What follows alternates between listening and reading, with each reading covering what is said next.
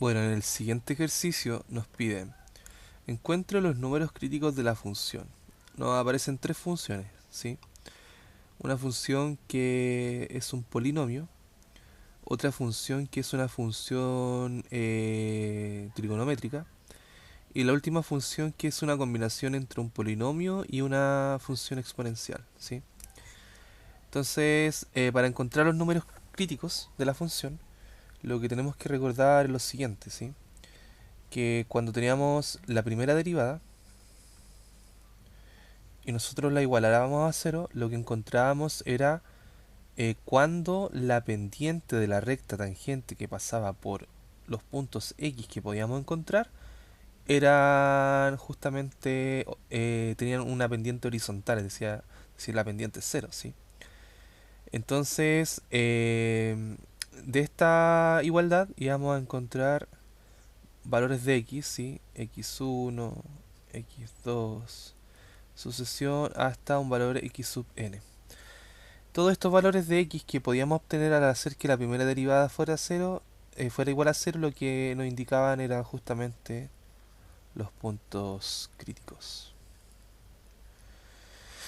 Entonces partamos, ¿sí? Lo que tenemos que hacer entonces es derivar, ¿ya?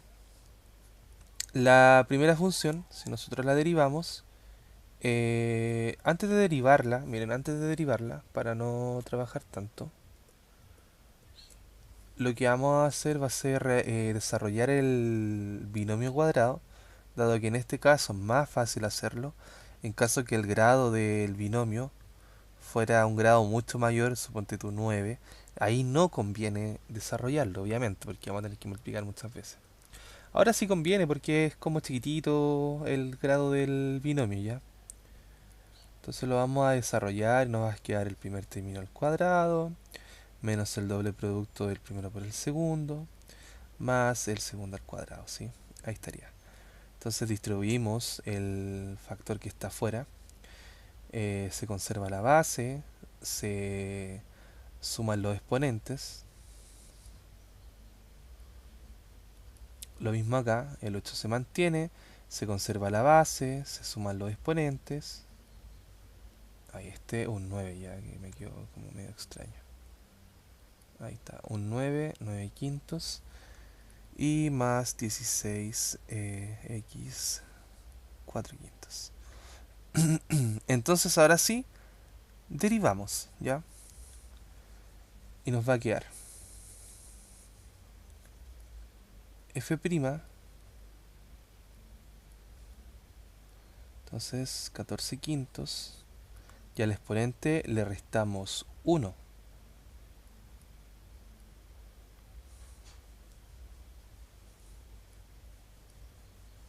Acá lo mismo, al exponente le restamos 1.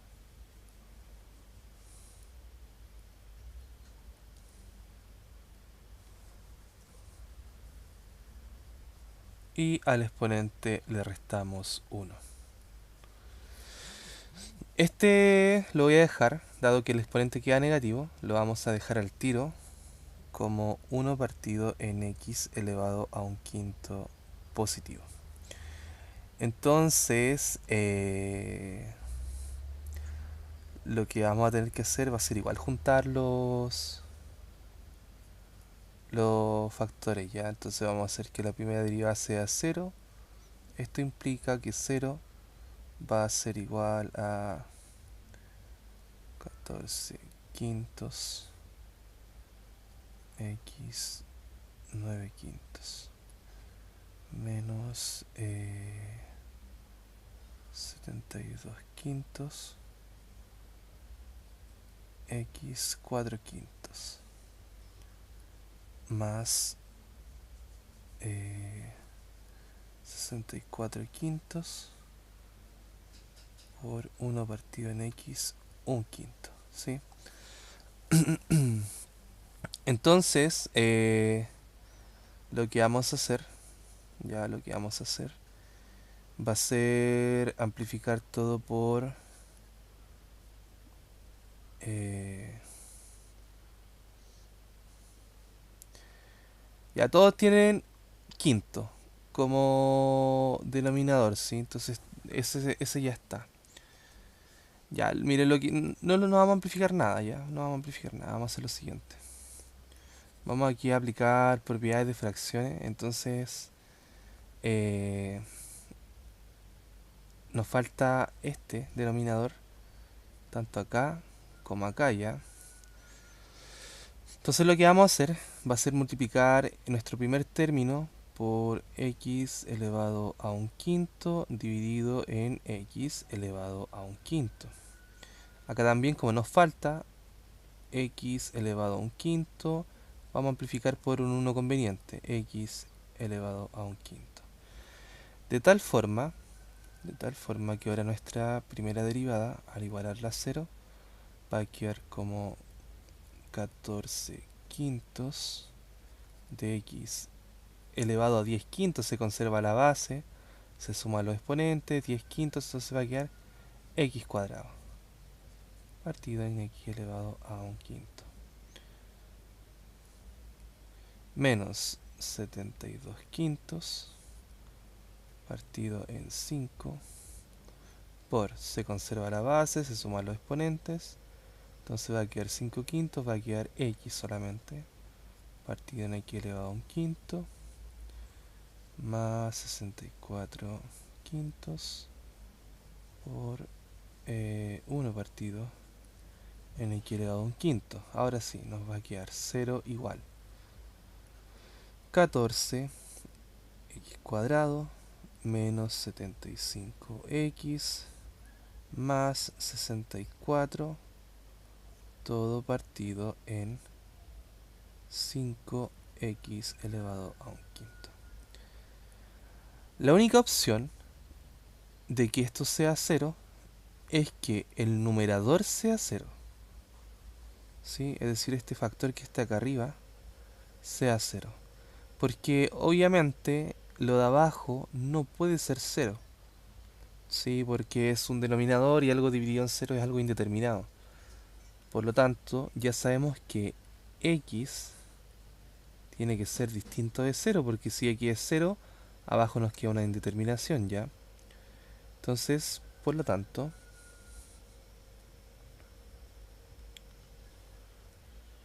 para que esto sea 0, la única forma es que el denominador sea, o sea, perdón, el numerador sea 0.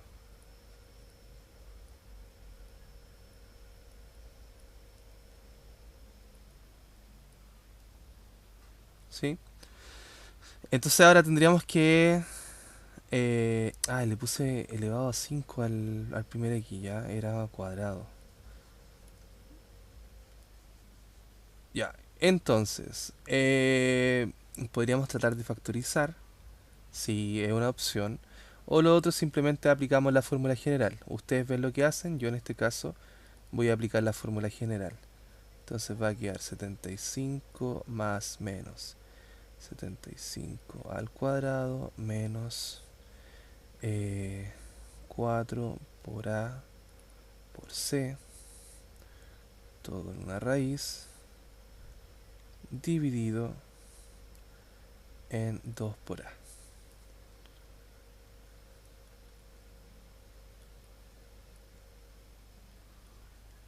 Ya, 75 al cuadrado lo vamos a realizar acá.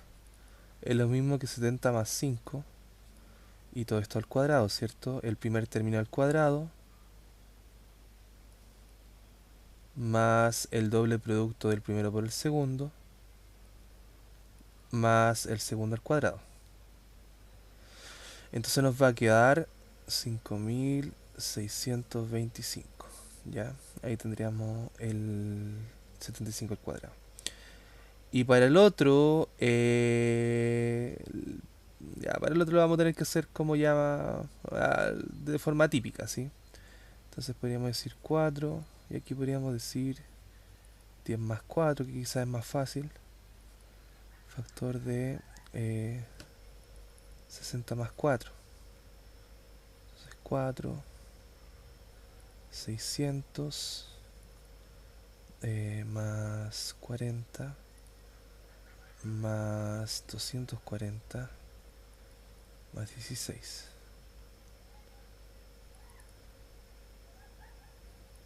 3400 más 160 más 960 más 64.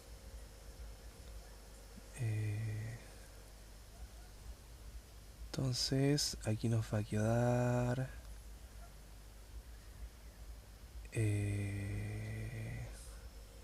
ya, tratemos de hacerlo así.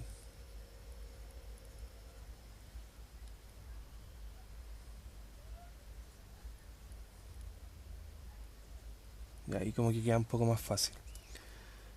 Y finalmente tenemos 3400, 3500. Entonces 3584. Sí. Ya. Ahí tenemos esto. Y luego tenemos que hacer la diferencia para poder colocar la diferencia dentro de la raíz.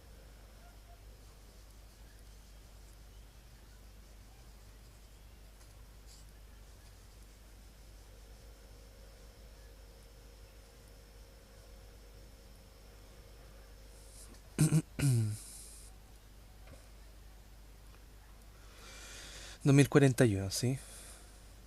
Y esto partido en 28. Ya esperemos que todos nuestros cálculos estén bien hechos para, para no equivocarnos, ¿sí? Y a ver, 2041, 4, 5, 6, 7, termina en uno. Mm, podría ser, a ver, ¿quién podría ser? No, de 9 ya no es, porque la suma no es múltiplo de 3. Podría quizás ser algún múltiplo de 11 o algún múltiplo de 21 en una de esas. Eh,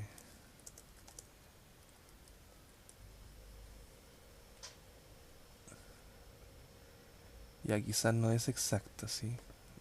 Eh, a ver, déjenme pensar un poquito, quizás podamos encontrar algunos factores que nos ayuden a... O por último dejarla racionalizada, ¿sí? Eh,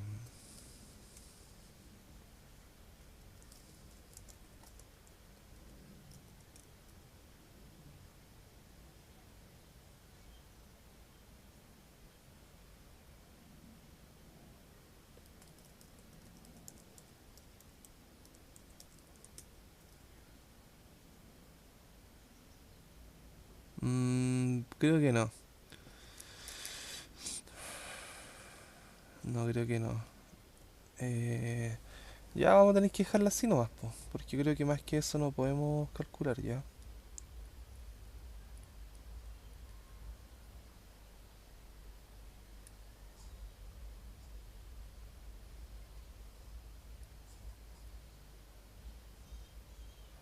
Ahí nomás, pues entonces vamos a obtener el valor de x1 igual a 75 más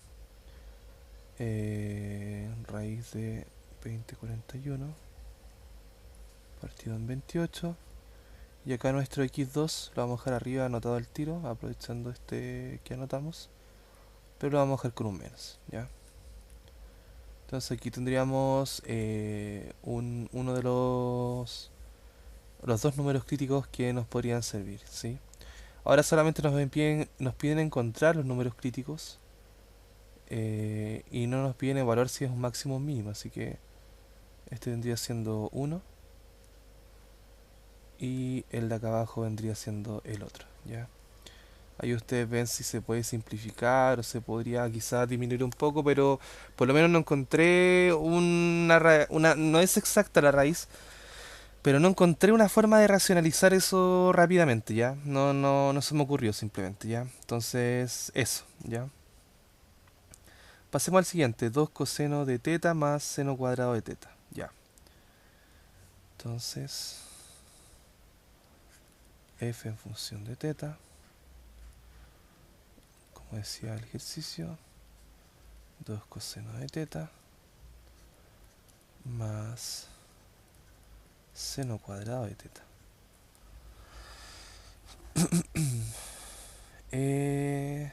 Veamos. Sí, está bien anotado. Ya. Entonces derivamos. Nos va a quedar f'. en función de teta igual a la derivada del coseno, es menos seno, entonces va a quedar menos 2 seno de teta, más la derivada del término al cuadrado va a ser la derivada del todo, es decir, 2 por seno de teta, por la derivada del interior, pero la derivada del interior, es decir, la derivada del seno, es coseno de teta, ¿sí? Igualando a 0, 0 igual a f' de teta, va a implicar que 0 va a ser igual, vamos a factorizar al tiro por, voy a factorizar por menos 2, y el seno de teta también, factor de 1 menos coseno de teta. Ahora este menos 2 puede salir de la ecuación, ¿ya? Porque el menos 2 solamente aporta una amplificación, pero no aporta para el cero, ¿sí? Si no aporta para el cero, entonces va a ser seno de teta. O podríamos decir que amplificamos todo por 1 partido menos 2 ya, que sería lo mismo. 1 menos coseno de teta. Entonces, ¿qué nos decía la matemática? La matemática nos decía, tienes dos opciones, o el primer factor es 0, o el segundo factor es 0. Entonces, lo que estaríamos diciendo es que seno de teta es igual a 0, o 1 menos coseno de teta es igual a 0.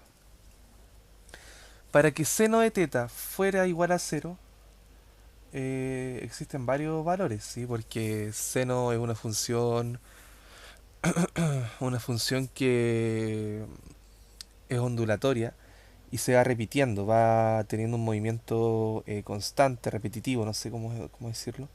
Pero la cosa es que hay varios valores. Pero por ejemplo, uno de los valores es teta igual a 0, ¿sí? Porque seno de 0 es 0. ¿Qué otro valor podría ser? Teta es igual a pi, porque seno de pi también es 0. Teta es igual a 2pi, y así sucesivamente. Entonces, uno podría generalizar y decir, ¿sabes qué? Una opción es que teta fuera igual a k por pi, tal que k sea igual a 0, de hecho, uno podría decirlo así mejor, ¿sí? Tal que k sea los naturales incluyendo el 0, ¿ya? Porque va de 1, 2, 3, sucesivamente. Entonces, K puede cumplir estas condiciones, que sean los naturales, incluyendo el 0, para que ocurra que seno de teta fuera igual a 0, ¿sí? Ahora la otra opción, esta es como la primera conclusión. Entonces, la otra opción, siguiendo acá, o 1 es igual a coseno de teta. Y para que coseno de teta sea 1, la primera opción de teta es que fuera 0. La segunda opción de teta, para que coseno de teta fuera 1, es que teta fuera igual a 2pi. La otra opción es que fuera 4pi. Y así sucesivamente. Entonces, ¿qué podemos concluir? Que teta va a ser igual, ahora va a ser otra constante, le vamos a poner L por... Ahí le voy a poner teta, por pi, ¿sí? Tal que L sea igual a un conjunto de números que van a ser el 0, el 2, el 4, el 6, sucesión, hasta el infinito, ¿ya? pero que vayan cumpliendo, ya voy a volver a poner infinito, como que está mal decir infinito, perdón, ya, hasta un número enésimo, ¿sí? Entonces, por lo tanto, L nos quiere decir que es un número par, ya, es un número par, eh, y eso, pues, sí, entonces tiene que cumplir esta condición. Por lo tanto, es la unión de estos conjuntos para teta, ¿ya? Y este, este conjunto de acá, el de los naturales, más el cero, incluye este conjunto. Por lo tanto, uno puede decir ya perfectamente, sí, porque en los naturales está el 2, el 4, el 6, el 8 y la sucesión, ya están los naturales. Y el cero está incluido también, ¿sí? Dado que este cero que está acá está incluido dentro de este conjunto. Por lo tanto, uno puede decir, por lo tanto, eh, teta igual a k por pi, tal que k sea igual a los naturales más el cero. Va a ser el conjunto solución de los valores de teta para que se cumpla que la primera derivada sea igual a cero, ¿sí? Ahí estaría el conjunto de valores, ¿sí? Para que la primera derivada sea cero. Ya, el siguiente ejercicio. El siguiente ejercicio es x cuadrado Euler elevado a la menos 3x. X cuadrado por Euler elevado a la menos 3x. Y esto va a ser nuestra función a analizar. Entonces derivamos. Va a quedar que la derivada de la función x va a ser la derivada de un producto, ¿cierto? ¿Qué nos decía la derivada de un producto? Vamos a hablar primero de que nada, como dándole como una connotación. Esto va a ser nuestro primer término y esto que está acá va a ser nuestro segundo término. Entonces voy a anotarlo esta vez de la manera como más paso a paso posible que podríamos encontrar para hacer este ejercicio, ¿sí? Entonces, la derivada del primero por el segundo sin derivar, esta es la derivada de un producto, ¿ya? Más el primero sin derivar por la derivada del segundo. Entonces nos va a quedar f' de x. La derivada del primero, 2x. Euler menos 3x. Más el segundo sin derivar, como habíamos dicho, por la derivada de esto. Pero la derivada de esto va a ser... ¿Cuál es la derivada de Euler? Es ella misma, no cambia, ¿cierto? Euler elevado a menos 3x por la derivada del exponente. ¿Sí? Aplicando la regla de la cadena. Entonces, es ella misma por la derivada del exponente. Va a quedar 2x por Euler elevado a menos 3x más x cuadrado. Euler elevado a menos 3x. Ahí está. Y por la derivada del exponente que va a ser menos 3. Por lo tanto, organizando bien todo y factorizando por factor común, que vamos a factorizar al tiro, este es uno de los factores comunes que está tanto ahí como tanto acá. También hay un factor común que es el x, que está acá, y podemos factorizar solamente por un x. Nos va a ir quedando Euler elevado a menos 3x, uno de los factores, por x, otro de los factores, por todo lo que no factorizamos, ¿ya? 2 menos 3x, que sería todo lo que va a quedar. Entonces, hacemos que la primera derivada sea igual a 0. Esto va a implicar que 0 va a ser igual a Euler elevado a menos 3x por x por 2 menos 3x. Entonces, ¿qué nos decía la matemática? La matemática nos decía, tienes, como son tres productos de cosas, Tu primera opción es que el primer producto sea cero, tu otra opción es que el segundo producto sea cero, o tu tercera opción es que el tercer producto sea cero. Entonces, ¿qué significa esto? Que Euler elevado a menos 3x sea igual a cero, o que x sea igual a cero, o que 2 menos 3x sea igual a cero. Para el primero, vamos a analizar este primero. Si ustedes se fijan, lo que tenemos es Euler elevado a menos 3x igual a cero. No existe ningún valor para x tal que me vaya a dar cero, ¿sí? Ustedes me podrían decir, oye, pero si x vale más infinito, te podría dar cero. Ya, pero eso no es un número, ¿sí? Entonces no hay número, ya por lo tanto no dice, no existe un x perteneciente a los reales tal que Euler elevado a menos 3x sea igual a cero. Por lo tanto, no hay un valor para este primer término. Ya. Para el segundo sí, porque el segundo ya está listo. Esto es x igual a cero y se acabó. Ahí ya tenemos uno de los puntos críticos. Y para el tercero nos va a quedar entonces despejando 2 igual a 3x, por lo tanto 2 tercios es igual a x. Y ahí tenemos los dos puntos críticos que funcionan, porque recuerden que para el primero no existe, entonces por lo tanto no hay. Y uno dice, ya, pero ¿y el cero? Euler elevado a cero es uno. No, no sirve, ¿ya? Entonces,